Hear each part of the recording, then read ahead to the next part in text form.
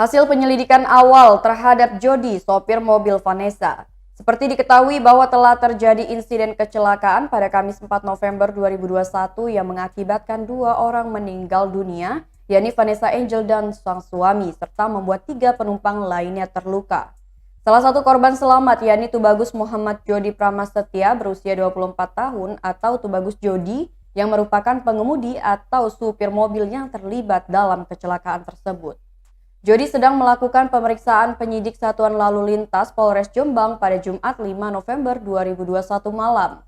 Sahabat Vanessa Angel, Tom Liwafa, tidak menampik jika Jody, sopir mobil tersebut, pada hari Jumat sudah dimintai sejumlah keterangan oleh pihak kepolisian.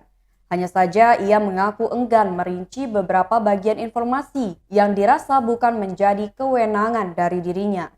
Tom Liwafa saat ditemui di depan lobi Rumah Sakit Bayangkara, Surabaya, menjelaskan perihal kondisi kesehatan dari Jody pada hari kedua pasca insiden.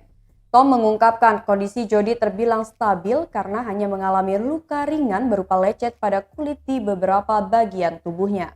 Dikutip dari Tribun News, sementara itu Kabid Humas Polda Jatim Kombes Pol Gatot Repli Handoko mengatakan keputusan untuk menginterogasi sopir Vanessa Angel tersebut telah didasarkan pada hasil analisis terbaru dari pihak kedokteran di Rumah Sakit Bayangkara.